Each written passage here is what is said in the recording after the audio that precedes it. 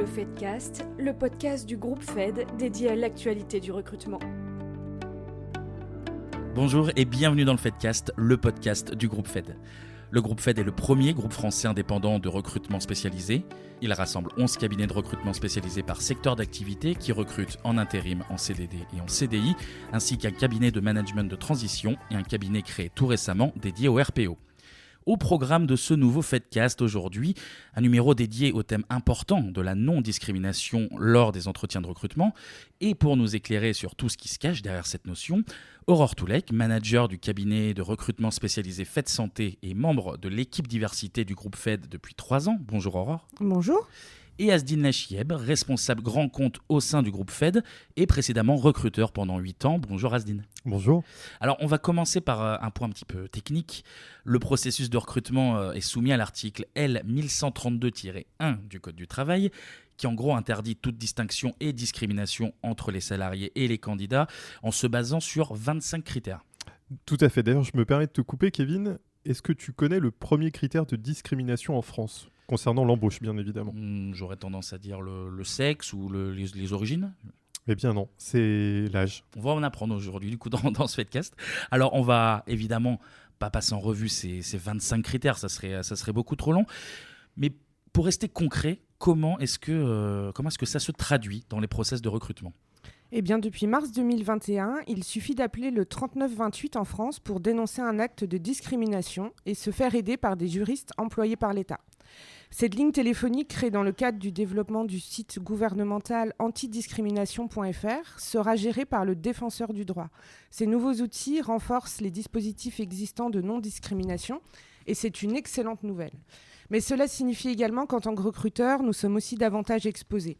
En effet, nous sommes tous et toutes susceptibles de constater des cas de discrimination chez nos clients et parfois d'en pratiquer nous-mêmes, que ce soit conscient ou non. Tout à fait. Et surtout, ce qu'il faut savoir, c'est qu'une entreprise qui serait reconnue coupable d'avoir mis en œuvre lors de ses recrutements des critères discriminants, elle engage la responsabilité pénale de son dirigeant, donc c'est quand même pas anodin.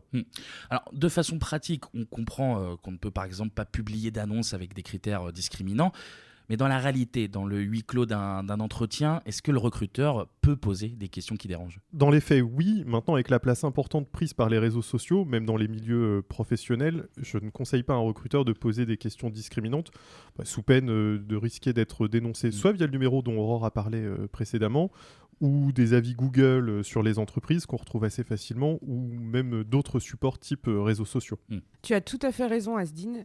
Et les conséquences en termes d'image de marque employeur peuvent être encore plus catastrophiques qu'un simple rappel à la loi ou une amende. Mais alors, en pratique, imaginons, je suis recruteur, je cherche une personne rapidement et j'ai des critères très précis. Quelles questions est-ce que je ne dois jamais poser en entretien ?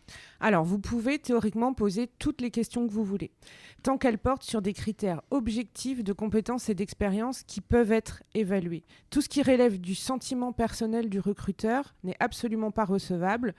Il doit se tenir aux critères contenus dans le descriptif de poste et c'est tout. En effet, seuls ces critères sont déterminants pour choisir le meilleur candidat pour un poste. Aucune question sur un des 25 critères énoncés par la loi n'est recevable. Alors, en gros, c'est un peu comme au McDo. Vous venez comme vous êtes, on ne pourra jamais vous opposer un refus à un poste sous prétexte que vous ne rentrez pas dans telle ou telle case, qu'elle soit sociale, politique, religieuse, géographique ou autre. Alors, ça d'accord dans les faits, mais qui n'a en réalité pas eu à répondre à une question gênante sur sa situation familiale ou sur ses origines ? C'est pas moi qui vais dire le contraire, hein, Kevin, avec mon nom et mon prénom, bien évidemment. Mais alors en tout cas, comment réagir dans ce cas ? Moi, je pense qu'il faut replacer tout de suite l'échange sur un plan professionnel.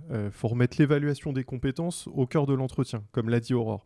Des contre-questions peuvent être très utiles à ce moment-là, comme « j'ai pas vu ce critère dans l'annonce » ou sur votre fiche de poste. Est-ce que vous pensez que c'est déterminant ? Surtout, restez zen. Suivez le conseil d'Asdine et ne prenez pas la chose trop personnellement. Si votre tentative de sortir la discussion du chemin qu'elle prend ne fonctionne pas, posez une question sur le poste, par exemple, ou sur l'équipe.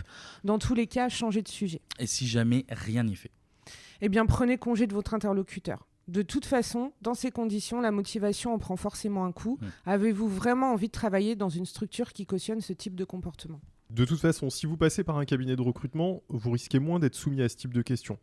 Nous sommes formés en interne et aussi à accompagner nos clients sur ces sujets. Mais on a dû nous aussi renoncer à traiter certains recrutements tant l'interlocuteur ne prenait pas en compte nos recommandations. Typiquement, c'est le client qui insiste pour vouloir recruter un homme et pas une femme, parce que les femmes tombent enceintes. Ou c'est le client qui va vous demander quelqu'un qui habite à 5 minutes du bureau. Comme ça, soi-disant, il n'y a pas de problème d'absentéisme parce qu'il n'y a pas de souci pour venir au bureau, pas de problème de transport. D'accord. Eh bien, merci Aurore et Asdine pour ce point et pour tous vos conseils. C'est la fin de ce Fedcast. On se retrouve très vite pour un nouveau numéro. À bientôt. À bientôt. À bientôt.